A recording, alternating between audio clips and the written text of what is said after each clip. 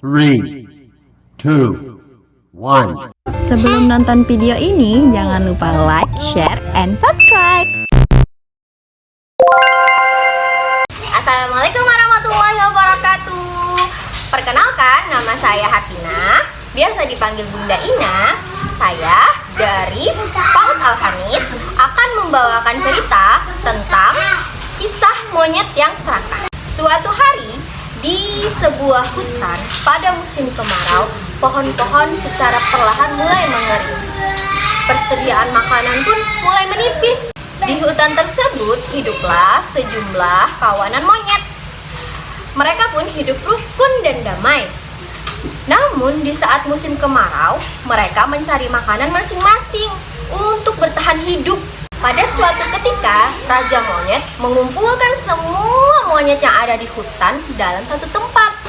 Raja Monyet berkata, "Wahai saudaraku, janganlah kau meninggalkan hutan ini," katanya. "Di luar sana sangat berbahaya bagi kita kaum monyet." Semuanya pun mendengarkan nasihat dari Raja Monyet. Tapi ada satu monyet yang mengeyel. Dia memiliki rencana untuk pergi keluar dari hutan. Saat sudah berada di rumah penduduk, sang monyet itu sangat bahagia karena banyak sekali makanan yang ada sehingga dia bisa bertahan selama beberapa hari dan tidak kelaparan. Hingga beberapa hari kemudian, ia tak menemukan lagi makanan di rumah penduduk tersebut. Ia pun memutuskan untuk pergi ke rumah lainnya untuk mendapatkan makanan.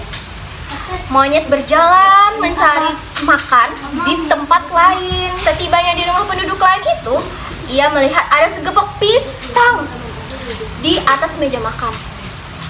Ia menghabiskannya dengan lahap. "Nyam nyam nyam nyam nyam nyam nyam nyam," katanya.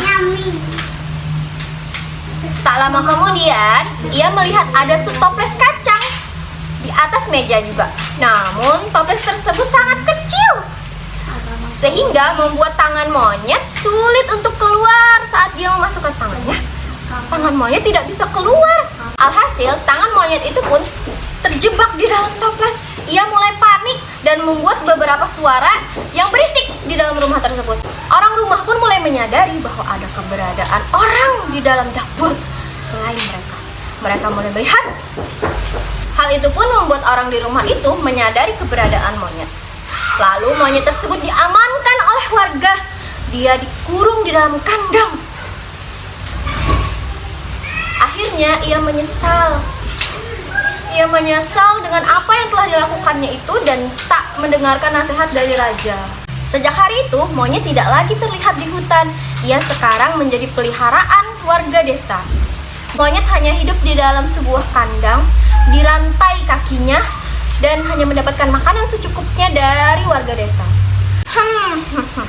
Kira-kira apa ya pesan moral yang bisa kita ambil dari cerita sang monyet?